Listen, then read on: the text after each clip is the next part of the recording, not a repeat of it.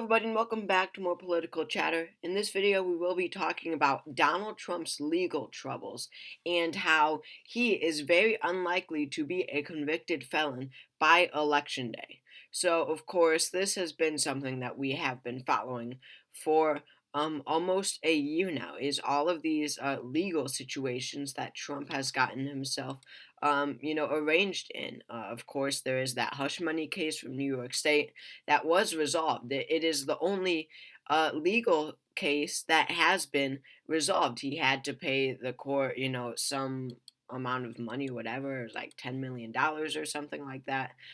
See, he was charged 34 counts of falsifying business records in the first degree. But when you go past that, I mean, there have been so many. The election interference case, this is in the D.C. That's the D.C. case, and then there's the Georgia election interference case. This is the one with Fani Willis, and that, of course, is in Georgia. So we have quite a few, or more like a few, criminal cases against Donald Trump. But as I mentioned before, the only one that really has been resolved is the New York hush money case. Of course, where he paid what's her name? The whatever, doesn't even matter, but it was resolved. And of course that this is the one where this is the one where people viewed it as a politically motivated case. I mean, these other trials, at least, is being viewed by the media and people who follow this, the normal people who follow this type of stuff. The other cases might seem, realistic and he deserving for what he has done, like the classified documents case, and of course the two election interference cases. But it is basically agreed by most people. I mean, the vast majority of people that really, Alvin Bragg in the New York State hush money case, did put forward this case, because of his political motivations, because he did want to hurt Trump in this 2024 election, and therefore this is the least important of the four cases. I mean, he only had to pay like 10 million or like $9 million. I forget what it was, but something like that. Stormy Daniels, that's her name.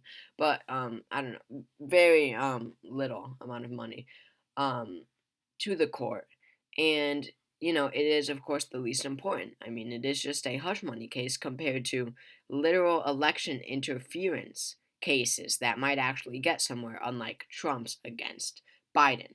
So, of course, the one that was politically motivated has already um, been resolved, but the others have not. And from what I've seen, like this article that points it out, these other cases aren't likely to be resolved anytime soon. It is extremely unlikely that there will be an outcome of these other cases, a final outcome by Election Day 2024. And this is obviously going to be disappointing to a lot of Trump's opponents. I mean, Nikki Haley, seriously, I believe is only, and this has been said before, that Nikki Haley is only in this race as a backup plan if Trump gets criminally charged, cannot pursue the Republican nomination for president, and it really looks like she's just staying in it right now as the only right now backup plan to Trump. Of course, she would be the backup plan if Trump had to be forced to be removed out of this Republican race. So, yeah, I mean, this is obviously this fact that nothing will almost certainly come out of these other cases until after at least election day, unless of course he pardons himself if he is elected. And Biden, on the other hand, Haley is running as a backup plan if Trump does get criminally charged. But Biden, meanwhile, has been running this this campaign, this anti-Trump campaign, as he moves on to the general election, he has been saying that Trump is a threat to democracy. This has been clear that this is one of the main points that Biden is going to make in 2024. The main points of his campaign. I mean, he's going to be running a very anti-Trump campaign, very negative campaign rather than his positives. So, um, you know, Biden would definitely have something to run on if Trump were to be charged in the election interference cases in Georgia, in Washington D.C. But he is likely not going to. So Biden can say this all he wants, but it would help a lot if Trump was, if there was a result in these cases. I mean, and we look back at Republican primary polling. Here it is right here. And the time when Trump took his huge lead was, it went from 43 to 28 between Trump and DeSantis, right up to, in a matter of a week or so, 54 to 22, an astonishing increase for Trump and decrease for DeSantis. And that is because of the first, case that he was charged in, which was the hush money case in New York, right? And this was the one that,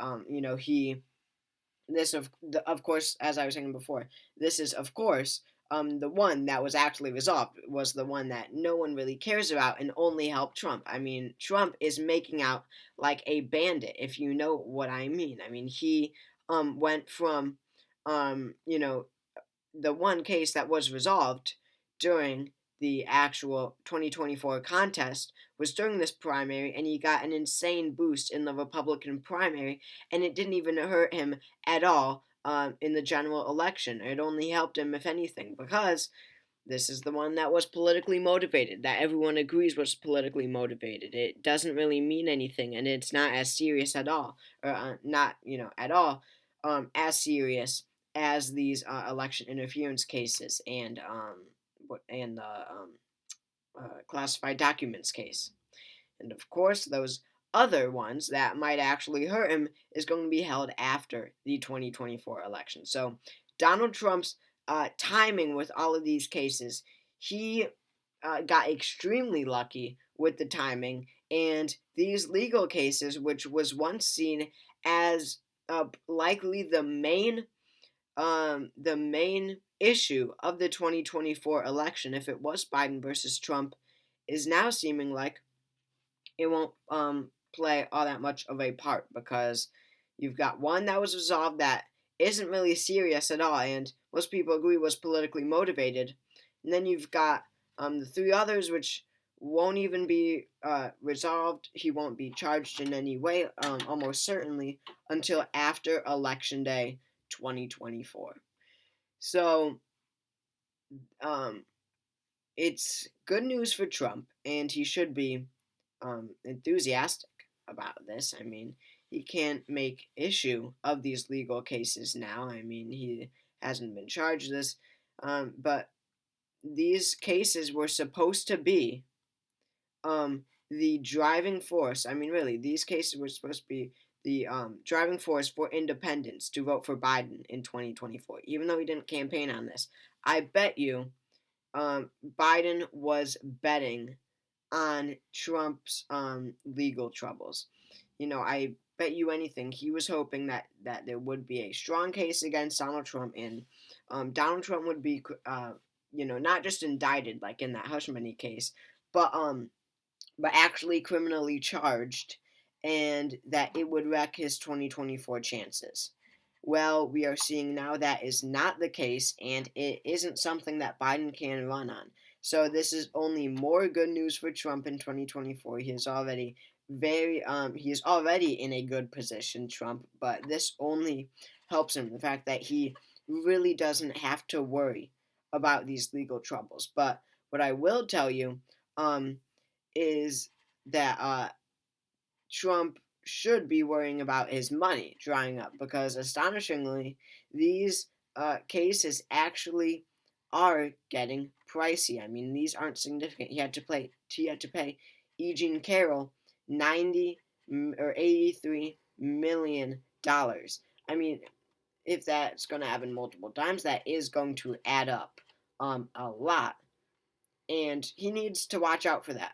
He is spending donor money on these cases, so he needs to make sure that he does have money for the election, especially when Biden is far and away outperforming him when it comes to fundraising. Biden is doing phenomenal with fundraising. This year, I'm going to make a video about it. But especially with this money that Trump has to spend on lawsuits, that is the only thing that he has to worry about. So thank you all for watching this video. I hope it gave you some info about the 2024 election. Thanks for watching, and I will see you all next time.